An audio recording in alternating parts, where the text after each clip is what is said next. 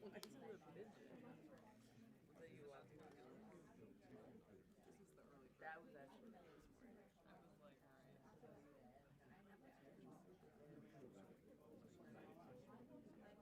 I can't see if I know how to do this.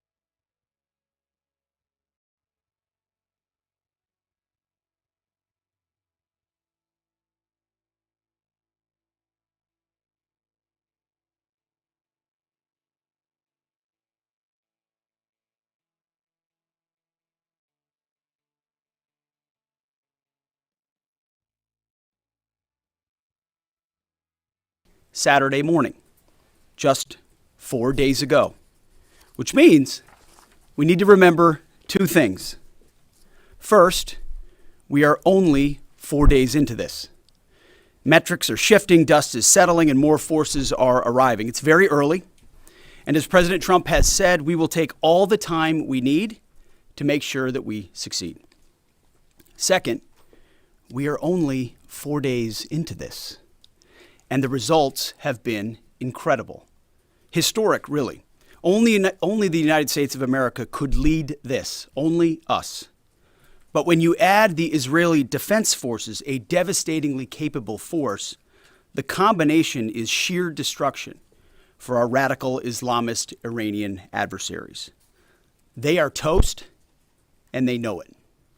Or at least, soon enough, they will know it.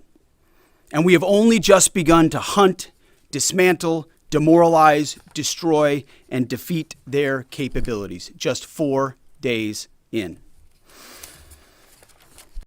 Starting last night and to be completed in a few days, in under a week, the two most powerful air forces in the world will have complete control of Iranian skies, uncontested airspace. I hope all the folks watching understand what uncontested airspace and complete control means. It means we will fly all day, all night, day and night, finding, fixing, and finishing the missiles and defense industrial base of the Iranian military, finding and fixing their leaders and their military leaders, flying over Tehran, flying over Iran, flying over their capital, flying over the IRGC, Iranian leaders looking up and seeing only U.S. and Israeli air power every minute of every day until we decide it's over. And Iran will be able to do nothing about it. B-2s, B-52s, B-1s, Predator drones, fighters, controlling the skies, picking targets. Death and destruction from the sky all day long. We're playing for keeps. Our warfighters have maximum authorities granted personally by the president and yours truly. Our rules of engagement are bold, precise, and designed to unleash American power, not shackle it. This was never meant to be a fair fight, and it is not a fair fight. We are punching them while they're down, which is exactly how it should be. Thus far, Operation Epic Fury has delivered twice the air power of shock and awe of Iraq in 2003, minus Paul Bremer and the nation building. The campaign has 7 times the intensity of Israel's previous operations against Iran during the 12-day war, 7 times. And as President Trump said, more and larger waves are coming. We are just getting started. We are accelerating, not decelerating. Iran's capabilities are evaporating by the hour, while American strength grows fiercer, smarter, and utterly dominant. More bombers and more fighters are arriving just today. And now, with complete control of the skies, we will be using 500-pound, 1,000-pound, and 2,000-pound GPS and laser-guided precision gravity bombs, of which we have a nearly unlimited stockpile. We used more exquisite standoff munitions at the start, but no longer need to. Our stockpiles of those, as well as Patriots, remains extremely strong. The enemy can no longer shoot the volume of missiles they once did, not even close. And the chairman will lay out some of those percentages. So our air defenses and that of our allies have plenty of runway. We can sustain this fight easily for as long as we need to. And as I said yesterday, we set the terms. Now, you may not see much of it because the IRGC shut off the internet to the entirety of the country. They blind their people on purpose, just like they kill their own on purpose. Much was made of the volume of missiles Iran was able to shoot in the first few days. And sadly, as we projected, a few got through and killed 6 of our best, who will hopefully arrive home soon. We will avenge them, no doubt. But I liken Iran's predicament to a football team who scripted the first 20 plays of a game. The team knew what plays to run because their first few drives were scripted. But now that the game has started and the blitz is on, they don't know what plays to call, let alone how to get in the huddle and call those plays. Iran's senior leaders are dead. The so-called governing council that might have selected a successor, dead, missing, or cowering in bunkers, too terrified to even occupy the same room. Senior generals, mid-level officers, enlisted ranks, they can't talk or communicate, let alone mount a coordinated and sustained offensive. That's not great for morale. The Iranian Air Force is no more, built for 1996, destroyed in 2026. The Iranian Navy rests at the bottom of the Persian Gulf. Combat ineffective, decimated, destroyed, defeated, pick your adjective. In fact, last night, we sunk their prize ship, the Soleimani. Looks like POTUS got him twice. Their Navy, not a factor. Pick your adjective, it is no more.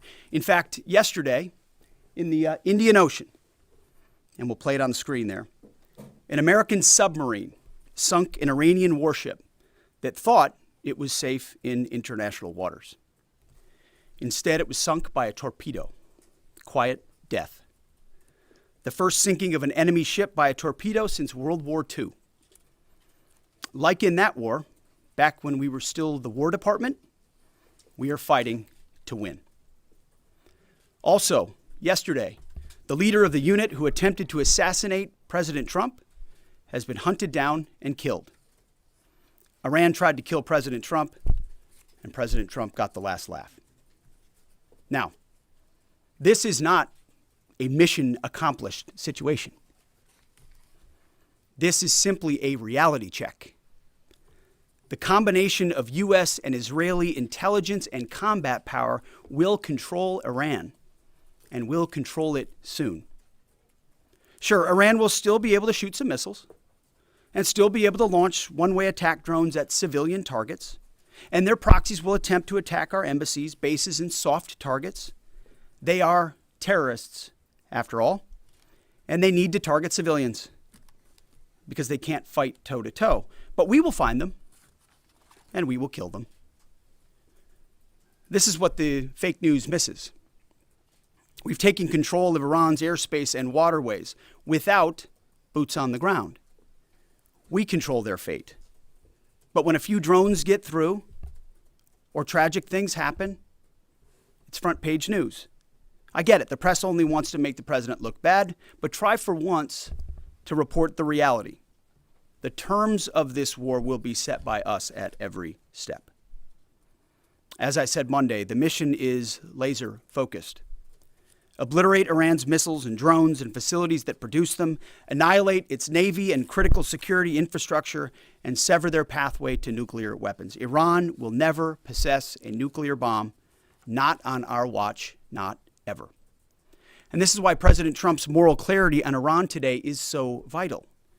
Unlike the past, where vague red lines and endless negotiations let Iran fund terror and inch ever so slightly toward a bomb, this president sees the threat plainly and acts decisively. No more half measures, especially when Iran is at its weakest. No more letting Tehran play for time while our people pay the price.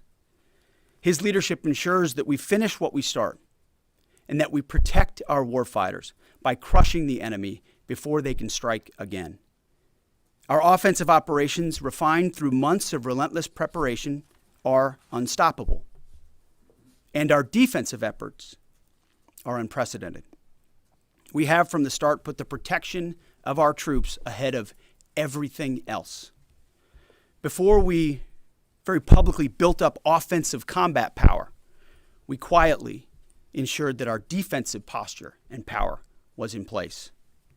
And as we built up offensive combat power, we moved the vast majority of American troops, over 90% of Americans that were on our bases, what we say off the X, out of the range of Iranian fire. Our defensive shield is equally formidable, the most sophisticated air and missile defense network ever fielded. Thousands of Iranian missiles and drones have been intercepted and vaporized. tens of thousands of American and allied lives protected. We have pushed every counter-UAS system possible forward, sparing no expense or capability. And like I said, this does not mean we can stop everything, but we ensured that the maximum possible defense and maximum possible force protection was set up before we went on offense. In closing, as President Trump told German Chancellor Merz yesterday, Iran negotiated in bad faith, stalling, scheming, and preparing to strike. And we acted decisively to defend our people, our interests, and our allies. President Trump took bold action, putting America first, the kind of bold action that the American people elected him to execute. To our steadfast partner, Israel, your mission is being executed with unmatched skill and iron determination. Fighting shoulder to shoulder with such a capable ally is a true force multiplier and a breath of fresh air. We salute your courage and your contribution. 4 days in, we have only just begun to fight. America fights to win, and in Operation Epic Fury, we are. May God's providence cover and protect our troops always. And with that, I turn it over to the chairman. Thank you, Mr. Secretary, and good morning, everyone. Thank you for being here. I'm here today to provide the American people and those of you in this room an update on Operation Epic Fury. First, it's with profound sadness and gratitude that I share the names of 4 of our 6 fallen heroes, all from the 103rd Sustainment Command, U.S. Army Reserves out of Des Moines, Iowa. Captain Cody Cork, Sergeant First Class Noah Tegens, Sergeant First Class Nicole Amore, and Sergeant Declan Cody. To the families of our fallen, we grieve with you today, and we look forward to welcoming your family members home at Dover in the coming days. Out of respect for the other families, we'll withhold the release of their names until next of kin notification is complete. And either myself or Admiral Cooper will release those names as soon as we can ensure that all of those families have been properly notified. To our Gold Star families, to our wounded warriors and their loved ones, we will never forget your sacrifice. Our nation stands with you, and we are eternally grateful for your courage, your resiliency, your devotion to this mission and to our nation. As the Secretary said, we're 4 days in, 103 hours into this campaign. The operation was again launched with clear military objectives designed to dismantle Iran's ability to project power outside of its borders, both today and in the future. First, we are targeting and eliminating Iran's ballistic missile systems to prevent them from threatening the U.S. Forces, partners, and interests in the region. Second, we are destroying the Iranian Navy, degrading its capacity, capability, and ability to conduct operations, not just in the Central Command AOR, but as the Secretary showed in the video, around the world. Third, we're ensuring Iran cannot rapidly rebuild or reconstitute its combat capability or combat power, and those phases will begin as the campaign continues. As of this morning, U.S. Central Command is making steady progress. Iran's theater ballistic missile shots fired are down 86% from the first day of fighting, with a 23% decrease just in the last 24 hours. And their one-way attack drone shots are down 73% from the opening days. This progress has allowed CENTCOM to establish localized air superiority across the southern flank of the Iranian coast and penetrate their defenses with overwhelming precision and firepower. We will now begin to expand inland, striking progressively deeper into Iranian territory and creating additional freedom of maneuver for U.S. forces. Let me explain a little bit about how we're thinking about staying ahead of the enemy. First, over the past several weeks, Admiral Cooper and the CENTCOM team have refined their operational approach to the region. Their planners identified key centers of gravity that would allow Iran to project power outside of its borders.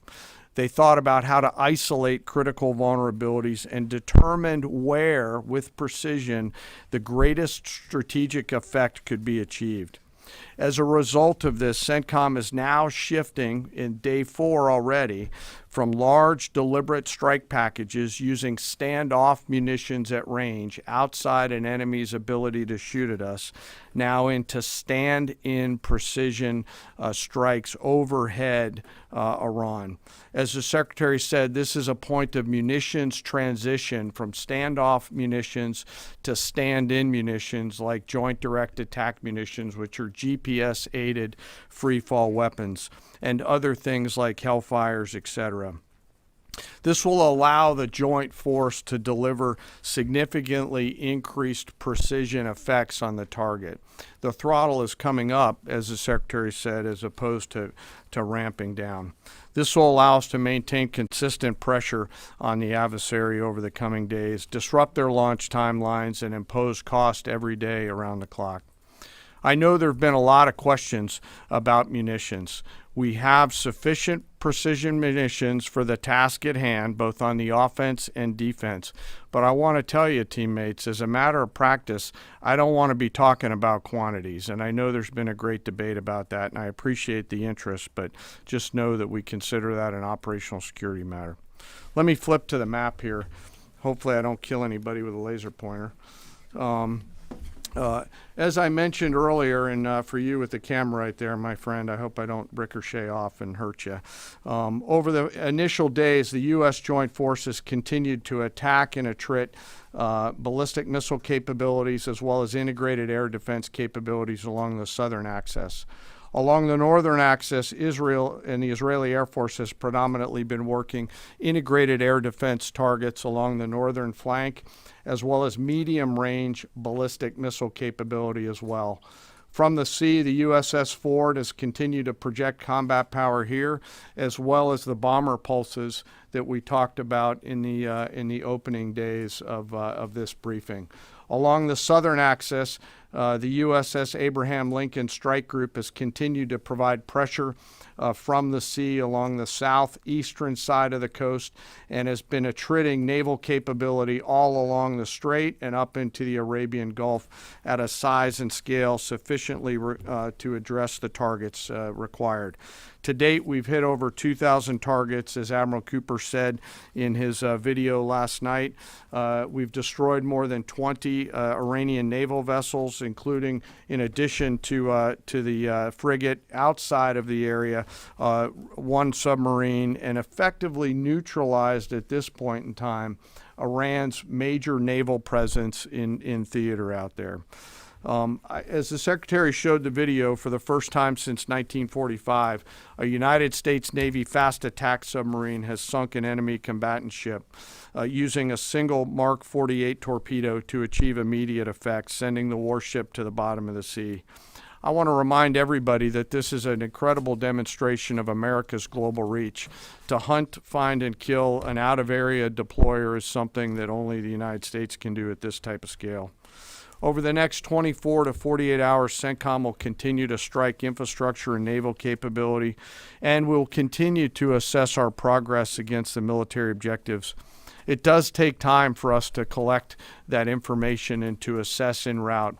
Much of our intelligence, surveillance, and reconnaissance capability is currently hunting and killing ballistic missile launchers and one-way attack capability.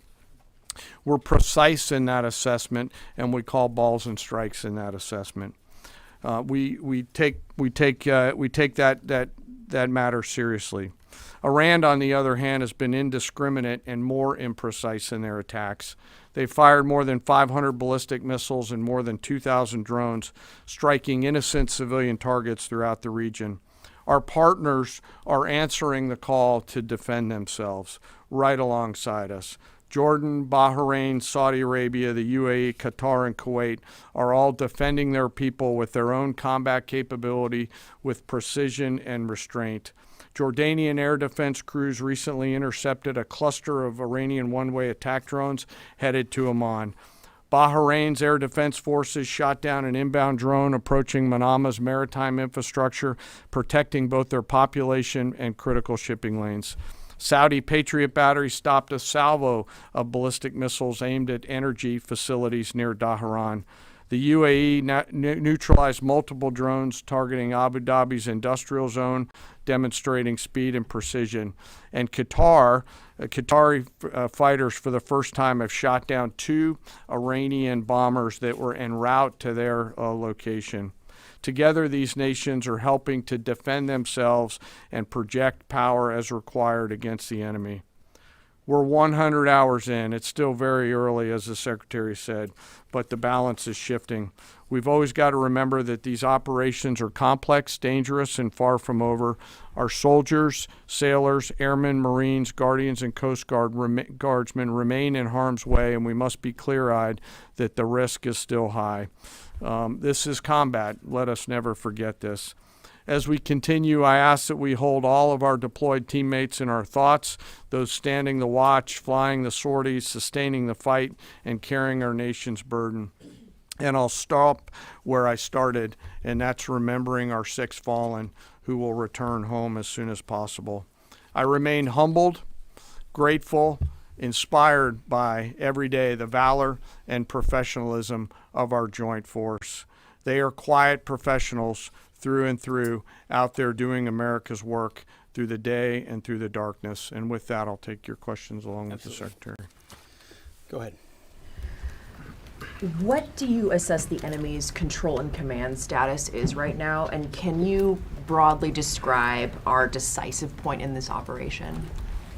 Well, I won't describe the decisive point in the operation because that would tell the bad guys what it was. That's a good question, though. I appreciate the question. Their C2 structures in a bad way. Admiral Cooper's been continuing to pressure C2 at the IRGC C2 and other military elements, and will continue to do so. Thank you for the question. Thank you, Secretary Hegseth. Mary Margaret with the Daily Wire. Couple questions for you and then one for General Kane. Can you tell us more about how we took out the leader who was the leader of the group that was trying to assassinate President Trump? And then Turkey's defense ministry says NATO air defense systems intercepted an Iranian ballistic missile headed towards Turkish airspace. Could this trigger NATO's Article 5, and was it the U.S. who shot it down? On the first question, we've known for a long time that Iran had intentions on trying to kill President Trump and or other U.S. Officials. And while that was not the focus of the effort by any stretch of the imagination, in fact, never raised by the president or anybody else, I ensured and others ensured that those who were responsible for that were eventually part of the target list. It wasn't the beginning of the effort. We were focused on missiles and launchers, and that's the focus. But ultimately, if we had the opportunity to get at those who are trying to get at Americans specifically, we would. And so we eventually had the opportunity to do that from the air. And then on the matter with Turkey, I'll have to get back to you on exactly what the intercept looked like at that. We're aware of that particular engagement, although no sense that it would trigger anything like Article 5. No. Tie right there. You got a tie on? Yeah. Yeah. Thank you. Tom Baker with the BBC. Can you give us an update on what the administration knows, what you know now about the reported strike on a girls' school in southern Iran on Saturday? All I can say is that we're investigating that. We, of course, never target civilian targets, but we're taking a look and investigating that. Red tie in front. Just on the basis that with the information you would have, your reconnaissance abilities, ability to gather information, I mean, it's several days on now. So is there any clarity on whose munition this was? We're investigating it. Thank you. Secretary, so there are reports that the administration is considering arming Iranian Kurdish groups. So could you please clarify that whether any such plan has been authorized and whether Congress or regional partners has been notified and consulted? All I would say is none of our objectives are premised on the support or the arming of any particular force. So what other entities may be doing, we're aware of, but our objectives aren't centered on that. Green, right there. Thank you, Mr. Secretary. Mike Lynn, Washington Times. Can you talk a little bit about the deconfliction process that's going on? You have 2 parallel operations, Epic Fury and Roaring Lion. How are you making sure they're not interfering with each other? Sure, I'm happy to take that. Thank you for the question. We have liaison officers on both sides. There are U.S. CENTCOM teammates out in Israel, and there are Israeli Defense Force teammates at the relevant command and control nodes within the U.S. CENTCOM enterprise. Routinely, Admiral Cooper is talking to the IDF Chief of Defense, and I will occasionally speak to him through the arc of this. I've spoken to him a few times already. That allows us to coordinate, integrate, and synchronize activities while maintaining separate efforts. And when I said a breath of fresh air, I really meant it. Usually it's us with some ancillary benefits from allies who are maybe willing but not as capable. When you have both the will and the capability of an ally that can really bring things to bear, we take certain targets, they take certain targets, and when you coordinate it, it has incredible effects. Right here. Secretary Hegseth, with respect to House Minority Leader Hakeem Jeffries' statement that the Iran mission will end in failure, what kind of message does that send to our enemies, and what does it do to the motivation of our troops? Well, I've been through that movie before with the Democrats rooting against the country. Our generation saw that in our battlefields. I think it's pretty unprecedented and unfortunate that it would occur 4 days in to an operation where, as the chairman laid out, America's best are operating in an incredibly challenging environment where they're having incredible success, but they're meeting a determined adversary. And he's been privy to briefs that we've provided. He knows how effective this has been. He's being disingenuous, which we're used to. Right here. Thank you for taking my question. Heather Mullins, Lindell TV. One of the questions I have is just really regarding the intelligence that indicated that this was something the U.S. had to get involved with at the time that you guys did. We had Operation Midnight Hammer back in June. We obliterated their nuclear facilities. What was the intelligence that suggested that somehow they became a threat once again that required us to get involved with Operation Epic Fury? I appreciate the question.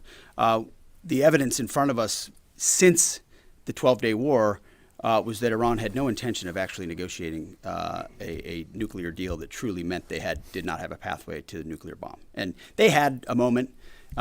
Jared Kushner and Steve Witkoff, two of the best negotiators in the world, poured into that negotiation, giving them every single possible opportunity to release that ambition, and they didn't. And the intelligence that we saw they didn't intend to do it in good faith, that they had the intentions eventually to get to a place where they could have a conventional shield to block their nuclear capabilities, as I talked about yesterday. So I would separate the what from the when a little bit. The what is they've been killing Americans for 47 years. They have thousands of missiles pointed at us. They have ongoing nuclear ambitions, and they're at the weakest they've ever been. So the when became, in a particular, hey, what makes the most sense to do this to ensure that the narrow objectives we have of ensuring they never have a nuclear weapon have a maximum effect? Yes, right here. Thank you, Secretary Hegseth. I had two questions. First, what is your message to Iran's allies, namely Russia and China, who have called for an immediate end to hostilities? I don't have a message for them, and they're not really a factor here. And our issue is not with them, it's with the nuclear ambitions of Iran. Absolutely. And are any so-called fully autonomous weapons or other AI tools being used in Operation Epic Fury? We've got a lot of autonomous systems or systems that drones and others incorporated with smart AI aspects to them, but a lot of which I can't talk about here. Yeah. Yellow, right there. Yes, ma'am. Thank you very much, Mr. Secretary. As you know, China is accusing the United States of invading in Iran, a sovereign nation, and North Korea, which cooperate with Iran on nuclear development, has declared its commitment to protecting Iran. What is the United States' strategic response to this? And I have a second one. How many allies join with the United States to fighting against Iran? Do you have any numbers? Well, I think what you're seeing right now is a response in the region to the belligerence of Iran and the willingness of them to target civilian airports, civilian hotels, civilian locations, civilian oil infrastructure of their Gulf neighbors who would have preferred not to be in conflict, didn't want to, but now realize that this is something that has to be dealt with. So whether it's UAE or Qatar or Bahrain or Kuwait or Saudi, on different levels, they're reaching out to us, whether they're going on offense, which they are, whether they're giving us additional access, basing, and overflight.